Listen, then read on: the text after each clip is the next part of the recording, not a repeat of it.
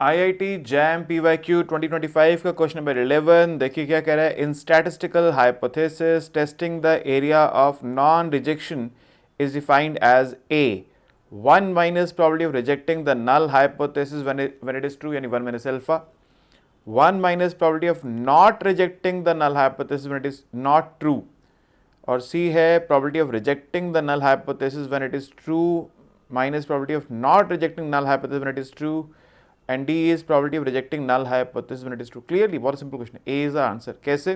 देखिए आप जानते हैं probability of rejection area क्या होता है। रिजेक्शन मतलब जो दोनों टेल्स पे हम लोग रिजेक्शन रीजन मार्क करते हैं उसकी प्रॉपर्टी होती है अल्फा। अल्फा यानी अल्फा यानी property of reject H not when H not is true. इसको टाइप 1 एरर भी कहते हैं हम लोग।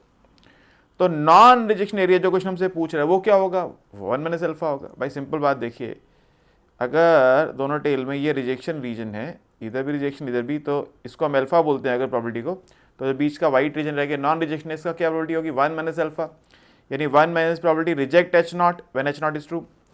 1 minus probability reject H not मतलब probability not reject H not.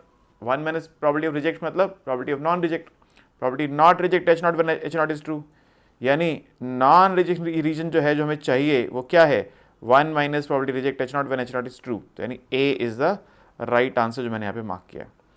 ठीक है, simple, right, okay, thank you.